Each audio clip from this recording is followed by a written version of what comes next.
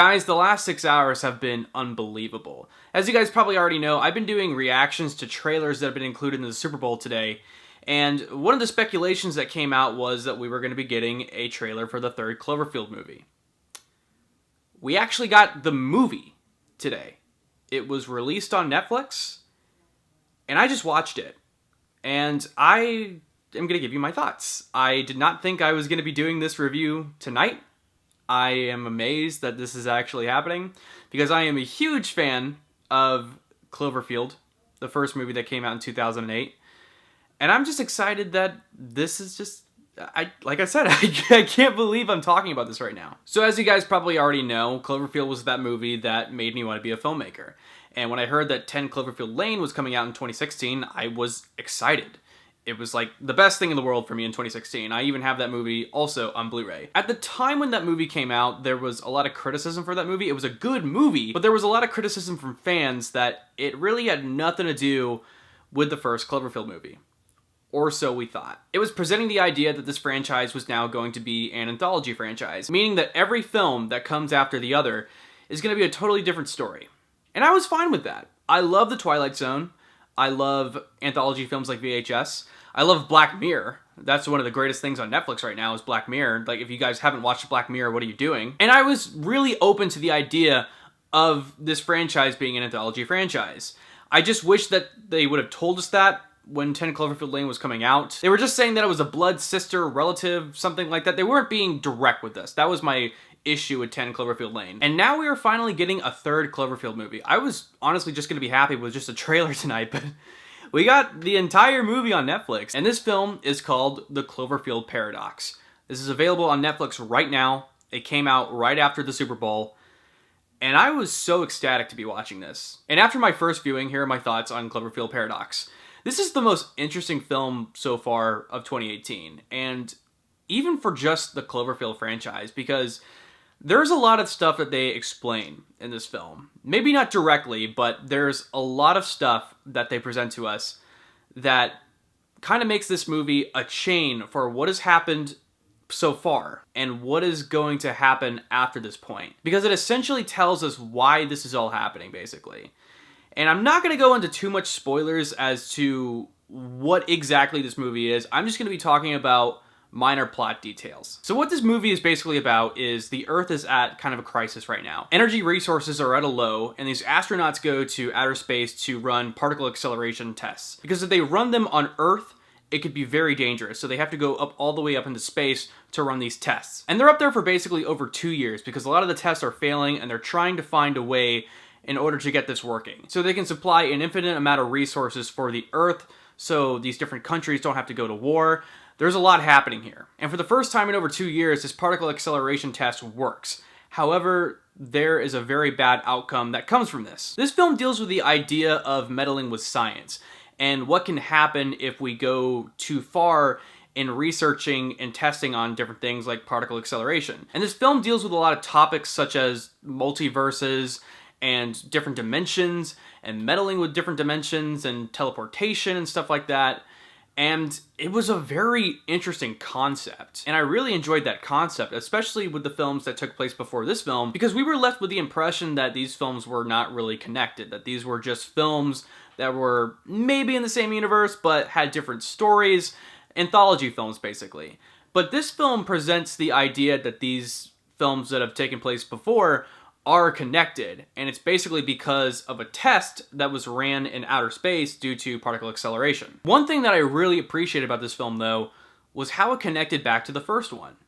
There are two parts to this movie, basically. There is what is happening on the space station that they're working on, and there is another portion of the film where it showcases what's happening on Earth. And it connects back to the first film, and I really enjoyed that. I was heavily invested in that, just knowing what happened in the first film. And even though the stuff that you're hearing, the dialogue is very vague, like you have one of the male characters on their phones talking to somebody, and it's very vague, and if you're someone who hasn't seen the first Cloverfield, you might not know what they're talking about. But if you have seen the first Cloverfield, you're like, oh my god, that's really interesting. Like, it raises your eyebrows, like, oh shit, that's what they're talking about. So I really enjoyed that portion. I loved how it went back to the first Cloverfield, and it's just, this is so cool. This is just like such a cool Cloverfield franchise movie. The film itself looks really good. I'm honestly really surprised that we have the option of watching a film like this on Netflix.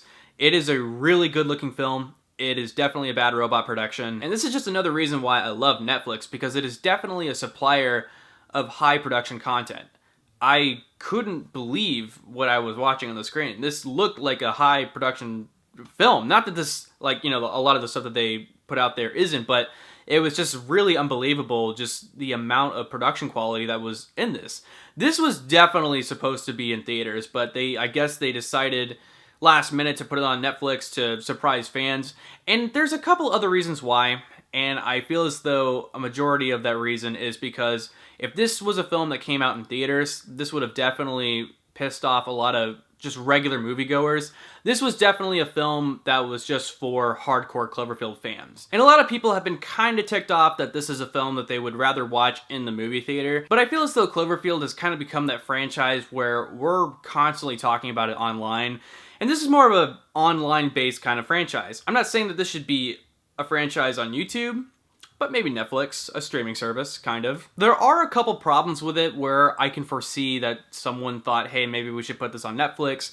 Maybe this isn't your typical film. Maybe this is just for a different demographic. The pacing of the film is kind of fast. There are certain things that happen in this film where it's like, okay, we need this to happen. This is going to happen in this scene. This is going to happen in this scene. We need the audience invested. However, I feel as though there isn't enough time to get to know all the characters, and there's definitely that background for each character. You definitely get to know a little bit more about the nationality of some of the characters, where you have this Russian dude and you have this German dude. They're not getting along because the Russian dude thinks that the German is working for Germany and trying to start a war, basically. And there's stuff there that is presented in this film that you know is put there to cause conflict. But it just isn't enough, really. There's a lot of stuff that is skipped over. There's the first scene is a montage scene, basically. But it's definitely well done. It's a well done title sequence, montage, whatever you want to call it. It's a film that is kind of fast-paced, really. And you don't get enough time to know a lot of the characters a little bit. It's very focused on story and just this idea of the Cloverfield Paradox. It's really focused on telling the audience what is happening instead of being a movie on its own, really. And that's the one problem that I have with this film. I really enjoyed it because I am a Cloverfield fan. And I'm not just saying that, like, I enjoyed this film being in the Cloverfield franchise. I love this film, how it looks and everything, but I felt as though we should have definitely been invested more into the characters. The main character you are invested in. You get to know a little bit more about her and why she's essentially on this mission and why she feels as though she needs to help in bringing new energy resources to Earth. And you find out at the end of the film why essentially she's doing this, and it was actually really emotional, that part. Near the end where you got to know a little bit more about her, and I totally understood where she was coming from. There's a scene in the middle of the film where I feel as though at first she was being really selfish, and I was like, why would you do that? You have this person back home. But as the film goes on, you begin to understand why she's doing some of the stuff that she wants to do at first. Because it makes sense on paper, and she doesn't want that same mistake that she did in the past to happen again in this scenario. It's really complicated because I don't want to spoil the film. There's a lot of different variables that come into place, and maybe I'll do a spoiler review. Because there's a lot that happens here. It's very sci-fi oriented. There's also things in this film where I guess the writers were concerned if we as an audience were going to be really confused. And there's definitely a lot of dialogue in here where it explains to the audience what is happening. It kind of, not necessarily dumbs it down for us, but it kind of gives us all the information through conversations between people on the ship. And it's like, you didn't really need to do that. You really could have just showed and not told, really.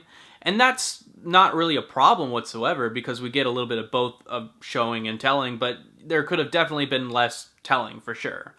I, however, really love the concept of this film. The ideas that they present into this and the stuff that can happen after this film is really interesting. And like I said, it's basically like a chain for everything that's happened before and everything that can happen in the future because there's a lot to go on. There's definitely universal stuff that is apparent in this, and you understand now why this is happening in the Cloverfield universe, why there are certain things that happen in the first film, maybe even 10 Cloverfield Lane. You understand now what caused all of this, and I thought that was really cool. And I just gotta say, the ending is so satisfying. That was something that I was really hoping for in 10 Cloverfield Lane that we didn't get in 2016, but we got in this movie. And you have no idea how satisfying that was to finally get something like that. Like I said, I'm not going to go into spoilers. I might do a spoiler review to this movie because I feel as though it definitely should be talked about. So yeah, maybe look forward to a spoiler review to Cloverfield Paradox, because this is definitely a film worth talking about. I honestly think that it's this year's Prometheus, really. There's definitely a lot of elements to this where it's very Prometheus related, where it's very focused on story and the idea and just the science of it. If you're confused by this review, I apologize. I just didn't really want to spoil anything. But definitely go watch this film. I think it's really cool. It's definitely a sci-fi film that we don't get nowadays, and I love that about it. Comment down below what you thought of this film if you've seen it yet. Like the video, share it, and please subscribe to Pixel Talk if you haven't yet for more movie reviews, trailer reactions, and gaming content. Thank you guys so much. I am Corbett Stuckey, and this is Pixel Talk.